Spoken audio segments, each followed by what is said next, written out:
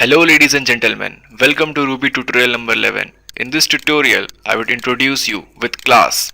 Now, first of all, what is class? What are the features of class? Whenever an object of a class is created, it means instance of a class has been created. Class contains a large number of variables or methods. All those variables and methods are the features of an object.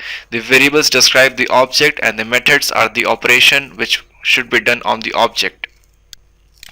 Moving forward, let's take an example of a car as in class. Now, this is a car. Here we are having some syntax. Class car. In between there is a space which is the body of the class, and we are ending the class with keyword. In between class car and end, whatever we will write, that will be the body of the class. Now, suppose car has a feature of color. Then we have to define a variable named color inside the class. Next, class has a feature of horsepower. Then we have to write a variable horsepower inside the class. Then third property, brand of a car. Good. Then inside the class car we have to write the brand variable. Now let's take an example of the methods. The moving car has some speeding. We have to calculate the average speed of the car during its journey. So we are defining a speeding method inside the class car. Here we are writing some codes that will measure the average speed of the car. Now next we are having another function known as driving. This driving method will show us the status of the driving, whether it is school driving, rash driving or reckless driving, whatever. Thirdly, we are having a function known as acceleration. This acceleration method will give us the acceleration of the car during its journey. So this is the basic structure of a class. Any class we define has the same structure as we have defined here. It is having few methods, it is having some variables, it is having some code inside the method that will do some operations. And remember one thing guys, the name of the class always starts with a capital letter. Don't forget it. Now let's move forward. Now initialization of a class object. Whenever we create a class, then that class is useless unless we create an object of it. Unless we create an instance variable of it. That instance variable is known as object. This is a syntax of creating an object. This Gallardo is an object. That is a beautiful car guys, and this Gallardo is acting as an object. Gallardo equal to car.new. This .new operator which has been applied to the car class is creating an instance variable. All those methods that we saw, driving, acceleration and speeding, and all those variables, color, then brand, then whatever, are the properties of this car Gallardo. Now here I have written Gallardo has functions like halting, speeding, driving, and properties like color, brand, horsepower, whatever. Pretty clear. Now let's move forward. Now what are the variables in Ruby class? There are actually 4 types of variables in Ruby class. We will discuss all these variables one by one. First is the local variable, second is the instance variable, third is the class variable, and fourth is a global variable. Now what is local variable? Suppose we are having a class, and inside the class we are having 2 methods, method 1 and method 2. Method 1 is having a variable x. Method 2 is also having a variable x.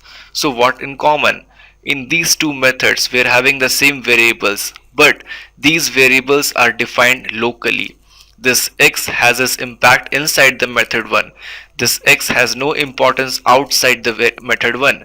And this x is similar to this x, but both x are actually different. This x in method 2 is totally different from the x variable in method 1. Now suppose we are assigning a value 20 to this variable x in method 1 and 30 to this variable x in method 2. So both these value 20 and 30 won't collide with each other because these variables are defined locally. So their values are only confined to the restricted areas, that is within method 1 and method 2. So pretty clear guys, let's move forward. Now here comes the instance variable. Now first of all, what is instance variable? Instance variable is a variable which is preceded by @ symbol and is present inside a class. Now here I am having a class named my class.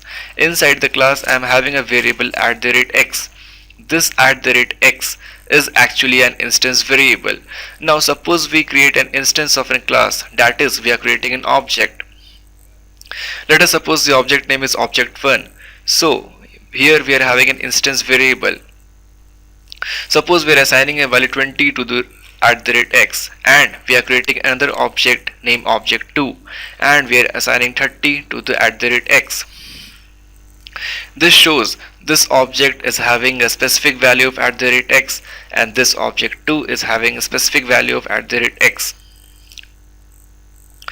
Now the difference between the local variable and the instance variable is that the value of local variable was restricted to a method, but the value of an instance variable can be seen across the methods. Here suppose object1 has two methods, so @x, impact of @x can be seen through method 1 and method 2. Both will have the same value of @x, and similarly in object 2 we are having method 1 and method 2. So in that case also @x will have value 30 and 30 in both the methods, but in local variable it was not so. Now lastly, the value of instance variable varies from object to object. In short, its value is restricted to an object. Here we can see an object1 we are assigning @x equal to 20. So this @x equal 20 won't collide with the value of object2 because both objects are different and both objects are having some different properties, like it is having the x value different and this x value different, so they won't collide. Now let's move forward to our third kind of variable, which is a class variable. A class variable is always preceded by two @. Here we are having a class named my class, and we are having a variable known as @x. This @x is known as a class variable. Now what is its importance? Now let me explain you. Here we are having a program class body. Now we are creating an instance of this class object1. This object1 has the right to access this @x, which is a class variable. Now suppose we assign a value of 20 in this object1. Then we are creating another object, object2, and name it as object2. Now within the object2 we are changing the value of @x. Now if we change the value of x equal to 20 to x equal to 30, now within the program body if we write put as @x, then we are getting an output as 30. This is because this is a class variable, and whenever we are changing the value of a class variable in one object or the other, then its value is changing throughout the object, so we are getting the output as 30. Now let's move on to our fourth kind of variable known as global variable. Now this global variable is always preceded by the keyword $sign. Whenever $x is there, then x becomes a global variable. Now let me explain you what is the significance of this global variable. Suppose we are having a program body. Remember guys, this is not a class body, this is a program body. Now we are having a class 1 $x equal to 20. Now we are having another class 2 $x equal to 30. Here we have assigned the value of x equal to 20. Now in another class we are assigning $x equal to 30. Remember guys, this $x has been declared globally first, then within class 1 it has been changed to 20, then in class 2 it has been changed to 30.